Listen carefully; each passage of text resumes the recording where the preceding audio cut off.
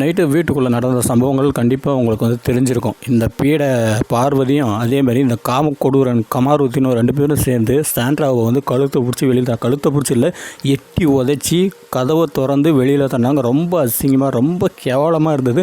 பார்க்கும்போதே வந்து நம்மளுக்கே வந்து கோவம் வந்துது. என்னடா இது பிறவிகளாக இருக்குது, என்ன மனுஷ பிறவிகளாக இருக்குது, என்ன பிறவிகிறது சனினுங்க. ஏன்னா இந்த அளவுக்கு வந்து இறங்கி ஒரு கேமில் வந்து ஜெயிக்கணுன்றதுக்காக எந்த எக்ஸ்ட்ரீம் வேணால் போவீங்களா, இஷ்டத்துக்கு வார்த்தை வந்து விடுவியாடா நாய் கமருத்தின்னு அப்படின்ற மாதிரிலாம் எனக்கு வந்து கேட்க தோணுது. ஆனால் இந்த ஒரு விஷயத்தில் கண்டிப்பாக நான் வந்து மிக முக்கியமான ஒரு ஆளை வந்து நான் பாராட்டினேன் அப்படின்னா நான் வந்து கண்டிப்பாக சபரியை வந்து பாராட்டுவேன். ஏன் அப்படி சொல்கிறேன் அப்படின்னா, சபரி அவருக்கான பாயிண்ட் வந்து 42 பாயிண்ட் இருந்தது. ஸோ எல்லாத்த விட கம்பேர் பண்ணி அவருக்கு தான் வந்து பாயிண்ட்ஸ் வந்து ரொம்ப ரொம்ப அதிகமாக இருந்தது.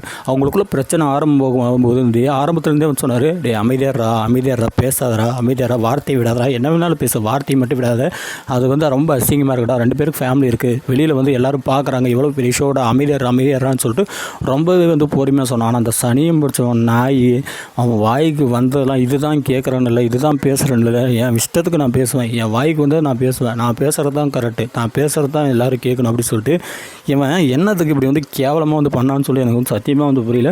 நிஜமாலுமே எனக்கு புரியல. ஆனால் கமருத்தின் இப்படி வந்து பேசுவான், இவ்வளோ இறங்கி வந்து பேசுவான், இவ்வளோ எச்சையாக வந்து பேசுவான். நீ காமம் பண்ணாமல் தான் பெத்தியா, நான் காமம் பண்ணுக்கிறேன், நீ என்ன பார்த்தியா, நீ எப்படி வந்து குழந்தை பெற்றன்னு பேசுகிறதெல்லாம் உச்சம், கேவலத்தின் ஒரு உச்சம். அப்படின்னா வந்து இதுதான் அந்தளவுக்கு வந்து கேவலமாக பார்த்தீங்கன்னா வந்து நடந்துக்கிட்டான். ஸோ இந்த இடத்துல சபரிக்கு வந்து ரொம்பவே வந்து இது பாயிண்ட்ஸ் வந்து அதிகமாக 42 பாயிண்ட்ஸ் இருந்தது. ஸோ அவர் தான் வந்து இந்த டிடிஎஃப் டாஸ்க் வந்து ஜெயிக்க போகிறாரு.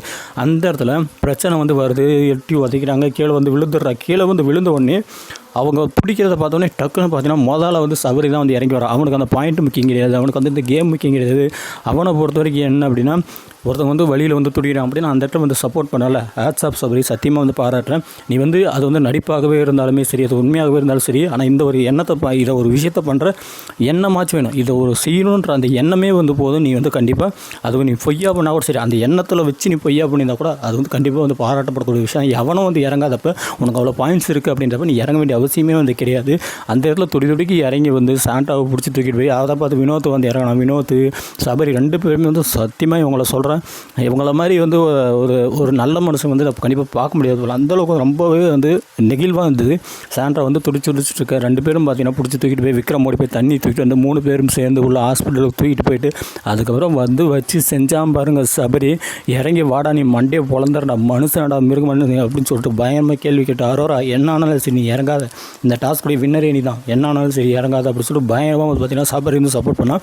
சபரியுடைய குணங்கள் அப்படின்னு பார்க்கும்போது ஆரம்பத்துலேருந்தே எனக்கு சபரி வந்து என்னென்னா இந்த டீமுக்குள்ளே இருந்ததுனால சபரியை பற்றி வந்து பெருசாக வந்து மக்களுக்கு தெரியல அப்படின்னு சொல்லிட்டு தான் நான் வந்து நினைப்பேன். இந்த கடைசி நேரத்தில் இந்த கேமுகள் அப்படின்னு வரும்போது தான் சபரி வந்து எப்படிப்பட்ட ஒரு ஆள் அப்படின்னு சொல்லிட்டு நம்மளுக்கு வந்து தெரிய வருது.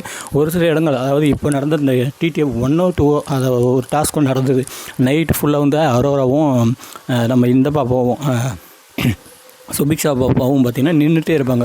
ஸோ அப்படி வந்து நின்றுட்டு இருக்கும்போது அந்த இடத்துல 2 பேருமே வந்து கீழே இறங்கும்போது பயங்கரமாக வந்து வெக்ஸ் ஆகி கீழே விழுந்துருவாங்க. அதாவது உடம்பு டயர்டாகி எனர்ஜி இல்லாமல் கீழே விழுந்துருவாங்க. அந்த இடத்துல சபரி பண்ணதெல்லாம் வந்து ரொம்ப இதாக இருந்தது, நெகிழ்வாக இருந்தது. கீழே விழுந்த பிறகு ஷூவெல்லாம் கழட்டி காலையெல்லாம் தேய்ச்சி விட்டு தண்ணியை கொடுத்து காமெடி பண்ணி அந்த நைட்டு முழுக்க 3 மணி வரைக்கும் இருந்து பார்த்திங்கன்னா கூடவே இந்த என்டர்டெயின் பண்ணதெல்லாம் பார்த்திங்கன்னா ரொம்பவே பார்த்திங்கன்னா ரசிக்கும்போதே இருந்தது. கண்டிப்பாக இந்த ஒரு விஷயங்களை செய்யறதுக்கு மனுஷனுக்கு ஒரு எண்ணம் வேணும். நல்ல எண்ணம் நல்ல குணம் இருந்தால் மட்டும்தான் இந்த எண்ணம் வந்து வரும்.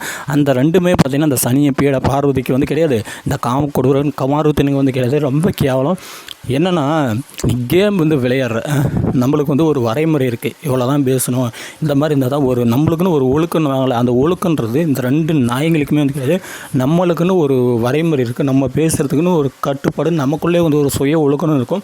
அந்த சுய ஒழுக்கம் அப்படின்றது சத்தியமாக இவங்ககிட்ட இல்லவே இல்லை. சத்தியமாக வந்து இவனுக்கு இல்லவே இல்லை. கண்டிப்பாக எனக்கு கேட்டேன் அப்படின்னா 100க்கு 200% சொல்லுவான் கமருத்தின்னு பார்த்தீங்கன்னா வந்து எவிக்ஷன் ஆகி வெளியில் போகிறான். இந்த வீக் வந்து சத்தியமாக சொல்கிறேன், அப்படி வந்து கண்டிப்பாக வந்து எவிக்ஷன் பண்ணி வெளியில் அனுப்ப போகிறாங்க.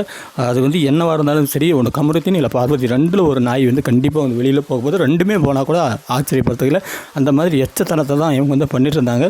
உங்களுக்கு என்ன தோணுது அப்படின்றத மறக்காமல் கமெண்டில் போடுங்க. நன்றி.